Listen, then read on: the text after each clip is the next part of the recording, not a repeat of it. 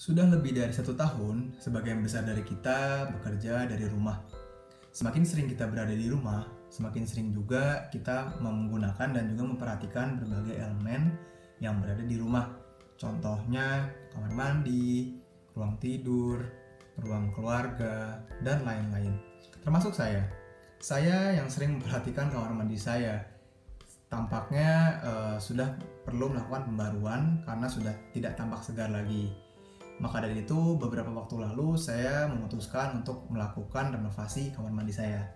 Berikut tips dari saya terkait rencana renovasi rumah.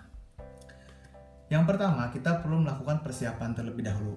Persiapan di sini kita perlu mengetahui bagian manakah dari rumah yang ingin dilakukan renovasi. Contohnya pada kasus saya tadi, saya ingin melakukan renovasi kamar mandi. Nah, renovasi kamar mandi di sini apa sih yang ingin direnovasi? Untuk kasus saya ingin melakukan penggantian keramik dan juga melakukan pengecatan ulang agar lebih segar aja. Nah, setelah itu kita juga perlu melakukan budgeting untuk mengetahui kira-kira berapa biaya atau berapa estimasi biaya yang akan saya keluarkan di kemudian hari. Nah, setelah itu kita juga perlu mencari tahu tipe tukang yang cocok untuk tipe proyek renovasi saya ini. Pencarian saya itu ada 2 tipe tukang. Yang pertama tipe harian dan yang kedua tipe borongan. Tipe harian ini dia akan dibayar secara harian berdasarkan pekerjaannya dan biasanya kita langsung terhubung dengan tukangnya yang akan mengerjakan renovasi ini. Nah, yang kedua untuk tipe borongan, yaitu tipe yang saya gunakan sebelumnya. Itu biasanya saya akan langsung ngobrol dengan si pemborong ini yang memiliki banyak tukang di belakangnya. Nah, jadi kita bisa langsung ngobrol aja dengan pemborong ini kira-kira apa yang ingin dicapai, yaitu saya ingin melakukan renovasi kamar mandi dan juga nanti dari si pemborong ini akan melakukan estimasi biaya dari proyek yang akan berjalan di kemudian hari.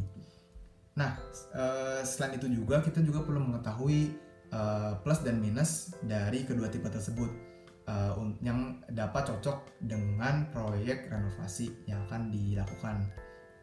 Nah, setelah kita setuju nih dengan pemilihan tipe tukangnya, baik itu harian maupun borongan, kita juga perlu melakukan pemantauan terkait dengan pekerjaan yang dilakukan oleh para tukang ini agar tujuannya dapat mengetahui apakah yang mereka kerjakan itu sudah sesuai dengan apa yang kita harapkan atau belum. Dan juga kita juga perlu memantau dari segi biayanya juga, apakah masih in budget, masih sesuai budget kita di awal atau mungkin akan melebar karena banyak hal-hal yang tidak direncanakan sebelumnya tapi kita meminta tukang tersebut untuk melakukan. Dari situ juga kita perlu melakukan komunikasi yang cukup kepada para tukang atau para pemborong agar kita dapat melakukan apabila terdapat hal yang kurang serak nih dari sisi pembangunannya atau sisi renovasinya, itu bisa langsung dikomunikasikan dan juga langsung diperbaiki.